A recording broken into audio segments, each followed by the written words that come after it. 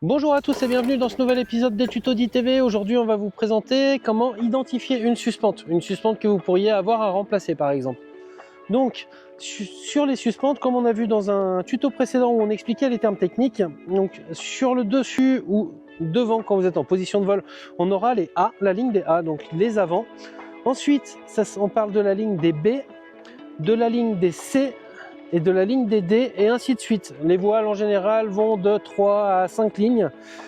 Puis en bas nous avons les freins, le frein principal et la commande de TST du bout d'aile. Donc pour identifier une suspente, on va d'abord appeler la lettre de la ligne. Donc si on a une suspente sur les avants, ça sera une A, donc A, B, C ou D, ou F pour les freins, ou TST, on l'appelle TST tout court. Ensuite, donc une fois qu'on a identifié la ligne, on va identifier l'étage de la suspente. Donc là, on a les suspentes basses, ensuite au-dessus, on a les suspentes intermédiaires et les suspentes hautes qui sont reliées à la voile.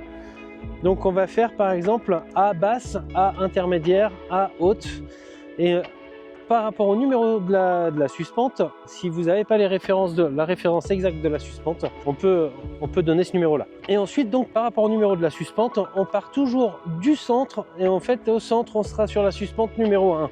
Donc là, par exemple, si je prends sur mes suspentes basses, on a la A basse 1, A basse 2, A basse 3 en allant vers le bout d'aile. Ça sera pareil au niveau de la voile sur les suspentes hautes, sauf que on a beaucoup plus de suspentes, donc on peut aller jusqu'à 13, 14, 15, ça va dépendre un peu des voiles. Je prends une suspente au hasard et on va essayer d'identifier laquelle c'est cette suspente. Hop, je vais faire un petit nœud dessus pour pouvoir la repérer. On va essayer d'identifier quelle est la référence de cette suspente. Donc on part pour identifier. Donc on va regarder la première chose, c'est d'identifier la ligne sur laquelle elle est, A, B, C ou D. Donc là, on a nos suspentes A qui sont ici. Suspente A, suspente B. Donc là, on est sur la suspente C. Donc on est sur une C déjà. On est sur une C. Ensuite, on va identifier l'étage sur laquelle elle est. Donc là, on a les suspentes hautes. Là, on a les suspentes intermédiaires. Et là, on a les suspentes basses. Donc on voit que mon nœud est sur la suspente intermédiaire. Ça sera la suspente C intermédiaire. Maintenant, on va déterminer le numéro. Donc sur les étages des intermédiaires, on va regarder combien on a d'intermédiaires qui sont avant. Donc là, on va compter. On va partir du centre de la voile. Donc là, on oublie les suspentes hautes. Pour ça, on va compter que les intermédiaires. On a notre centre de la voile. Donc là, on a l'intermédiaire 1, l'intermédiaire 2. Et donc, on est sur l'intermédiaire 3. Donc, cette suspente-là, ça sera donc la suspente C intermédiaire numéro 3. La C inter 3. Ensuite, au niveau des freins, ça fonctionne exactement de la même manière.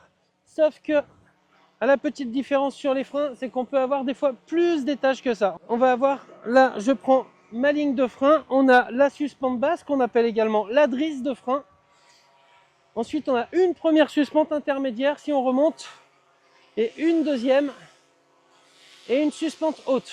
Donc là, ce qu'on va faire, vu qu'on a deux intermédiaires, pour ne pas les confondre, on va parler sur celle-ci de l'intermédiaire haute et de celle-ci de l'intermédiaire basse.